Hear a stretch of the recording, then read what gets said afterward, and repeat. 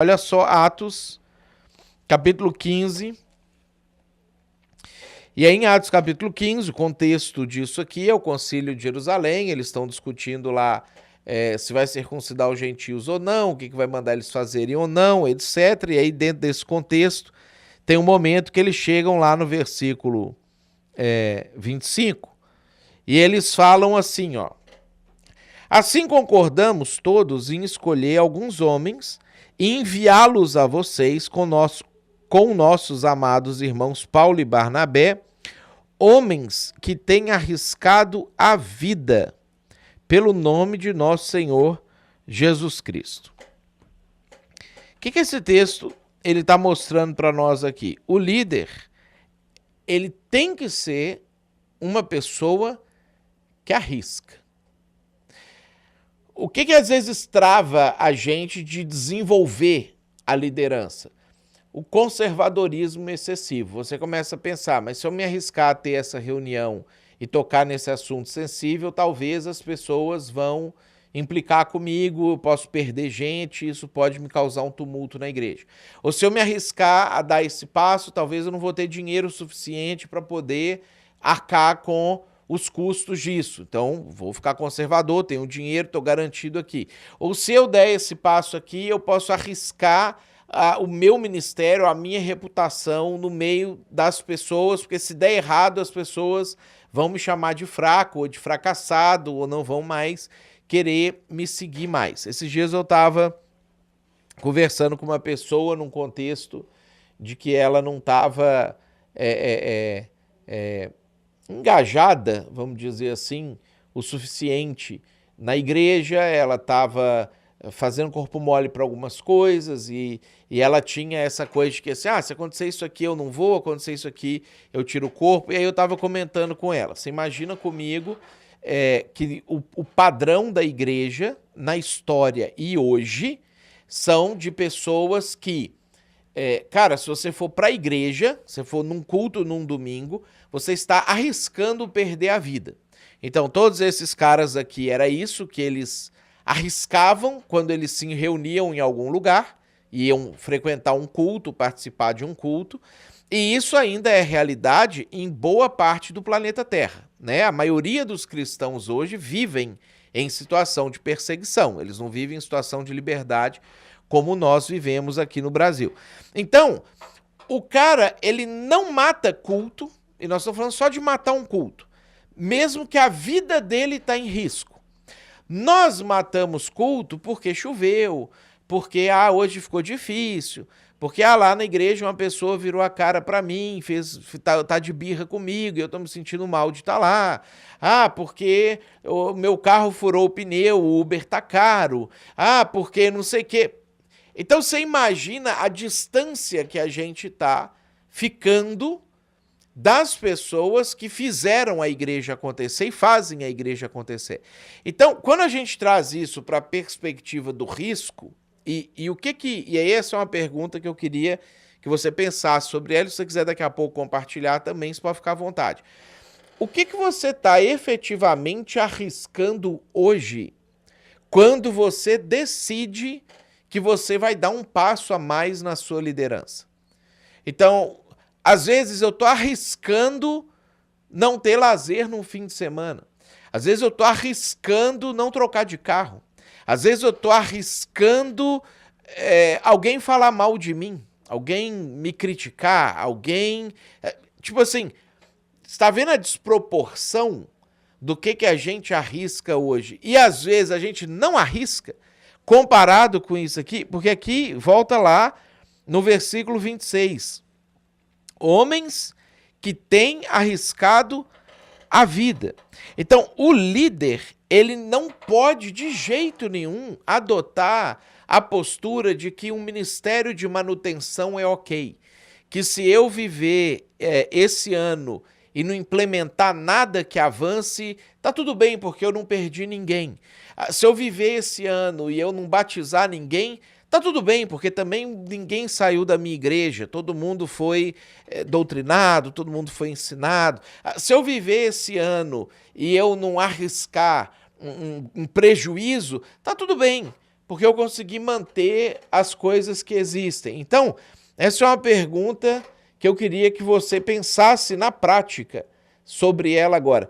O que você está arriscando hoje nos projetos que você está se dispondo a servir a igreja liderando ela?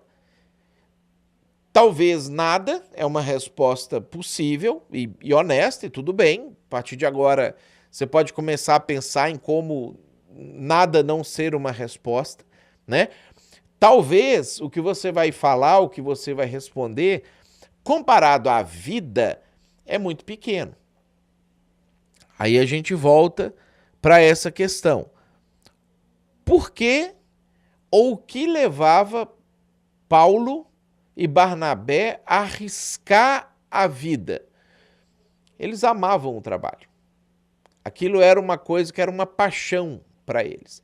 E a gente sabe, quando a gente estuda o livro de Atos e a gente lê as cartas de Paulo, que em vida Paulo não tinha a fama que ele tem hoje, né? Hoje nós admiramos ele e temos ele como talvez a pessoa mais importante do Novo Testamento depois de Jesus.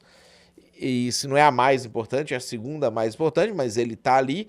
Mas a gente sabe que na época que ele converteu, os apóstolos não queriam deixar ele pregar, ele teve que ir embora. O Barnabé manda chamar ele lá em Tarso para poder assumir a igreja de Antioquia. Nós estamos falando mais de 10 anos depois que ele se converteu. Mesmo depois que ele sai para fazer as viagens missionárias, quando ele volta para fazer relatório, as pessoas não gostavam dele.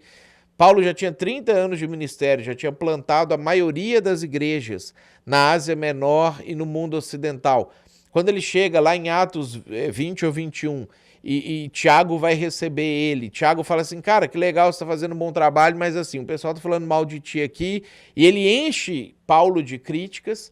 Paulo tem que escrever cartas para as suas igrejas que ele plantou, como Gálatas e Coríntios, para poder justificar ações dele, porque o pessoal que foi evangelizado por ele, que só conheceu Jesus por causa dele, preferia seguir outras pessoas do que seguir ele. Então, Paulo não tinha nem um décimo, nem 1% do prestígio que ele tem hoje, na época que ele estava vivo.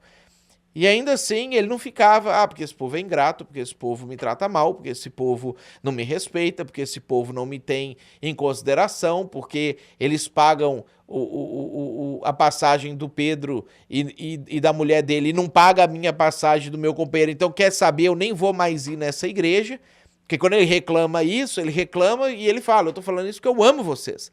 Porque eu quero vocês, e não, é assim, então quer saber, vai todo mundo pro inferno, dane-se todo mundo, eu vou viver minha vida, vou frequentar uma igreja específica, eu vou ficar quieto. A gente percebe que ele não faz isso. Por quê? Porque ele amava o trabalho, ele entendeu com clareza qual que era a proposta de Jesus, quando ele mesmo, Paulo, vai trazer para nós algo que os evangelistas não trouxeram, lá em Atos, que melhor é dar do que receber. Ele entendeu isso fez sentido para ele.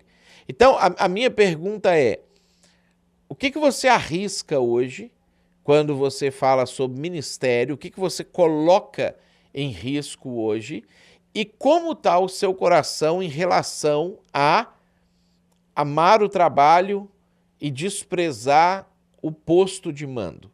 O quanto isso é realidade, o quanto isso de fato é concreto, ou quanto disso você às vezes percebe que atrapalha a sua espiritualidade, sua caminhada com Deus, o seu serviço propriamente dito, que você começa a dizer, isso eu faço, isso eu não faço, aqui eu vou, aqui eu não vou, a posição que eu ocupo, eu tenho que ter gente para fazer isso, não é possível que eu vou ter que ir lá e fazer isso. Então, como que isso funciona para você? Então, para fechar, e aí vou passar para o Tiago ali para ele poder mediar a conversa. Eu separei aqui 8 declarações daquele livro do Carlito Paes, Igrejas que Prevalecem, que ele vai falar sobre uma posição de liderança. Ele faz 8 afirmações aqui, e aí estamos falando da teologia propriamente dita dele, tem gente que concorda, tem gente que não concorda, e é tranquilo. Estamos falando das afirmações sobre liderança. Ele diz assim, Você sempre será criticado quando você se tornar esse líder. Você sempre será criticado. Você terá problemas tão grandes que só a oração vai resolver. Você vai errar. Se você sonhar certo, você vai fracassar, a não ser que Deus intervenha. Outros levarão crédito pelo seu trabalho. Espere por oposição, resistência, crítica e maledicência. Pessoas de sua confiança irão deixá-lo e alguns que ficarem serão indiferentes ou apáticos àquilo que você está fazendo. Quando a gente lê isso, se você lidera há algum tempo, você sabe que muito disso aqui é verdade, se não tudo, dependendo de como o seu ministério avançou. O que faz você continuar tendo aquela paixão, você não falar assim, não, primeiro amor é uma coisa para novo convertido, não, isso é uma coisa para a vida inteira e eu preciso ter isso a vida inteira e se eu perdi eu tenho que recuperar isso. Como que você lida quando essas coisas se abatem sobre você, na sua liderança, no seu ministério e como que isso mexe com o seu coração?